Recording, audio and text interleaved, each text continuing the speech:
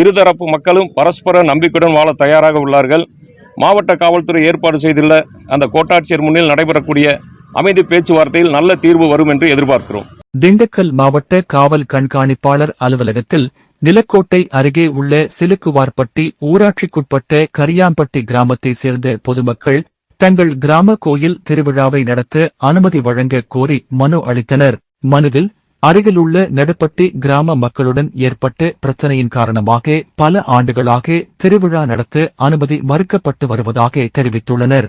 மேலும் 3 ஆண்டுகளுக்கு முன்பு உயர்நீதிமன்ற உத்தரவை பெற்று வருவாய்த்துறையினர் முன்னிலையில் நடைபெற்ற அமைதி பேச்சுவார்த்தைக்கு பிறகு கோயில் கும்பாபிஷேகம் மட்டும் நடைபெற்றதாகவும் அதன் பின்னரும் திருவிழாவுக்கு அனுமதி வழங்கப்படவில்லை என்றும் கூறியுள்ளனர்.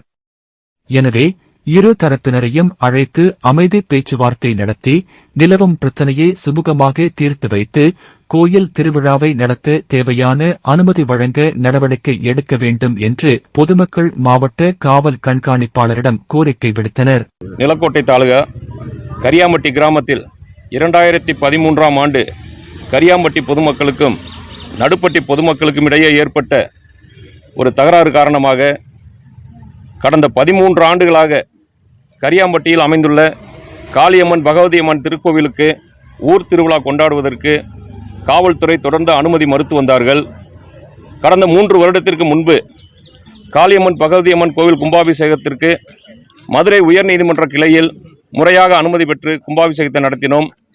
இன்றைய தினம் மாவட்ட காவல்துறை கண்காணிப்பாளர் அவர்களை சந்தித்து ஊர் பொதுமக்கள் சார்பாக மனு ஒன்றை அளித்தோம். அப்பொழுது எங்களுடைய கோரிக்கைகளை கனிவுடன் கேட்டுக்கொண்ட மாவட்ட காவல்துறை கண்காணிப்பாளர் அவர்கள் இது சம்பந்தமாக நிலக்கோட்டை கோட்டாட்சியர் முன்னிலையில் ஒரு அமைதி பேச்சுவார்த்தைக்கு நாங்கள் காவல்துறை சார்பில் ஏற்பாடு செய்கின்றோம். அதேபோல நடுப்பட்டி கிராமத்தில் 70 சென்டிற்கும் அதிகமான கோவில் மாணவ நிலம் உள்ளது. நடுப்பட்டி பொதுமக்களை பொறுத்தவரை எங்கள் தரப்பு ஊர் பெரியதனத்திடம் பேசியதில் அந்த கோவில் மாணவ இடத்தில் எங்களுக்கு இடமளித்தால் நாங்கள் தனியாக கோவிலை கட்டிக்கொள்கிறோம் என்று உறுதியளித்துள்ளார்கள்.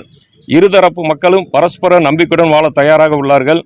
மாவட்ட காவல்துறை ஏற்பாடு செய்துள்ள அந்த கோட்டாட்சியர் முன்னில் நடைபெறக்கூடிய அமைதி பேச்சுவார்த்தையில் நல்ல தீர்வு வரும் என்று எதிர்பார்க்கிறோம்.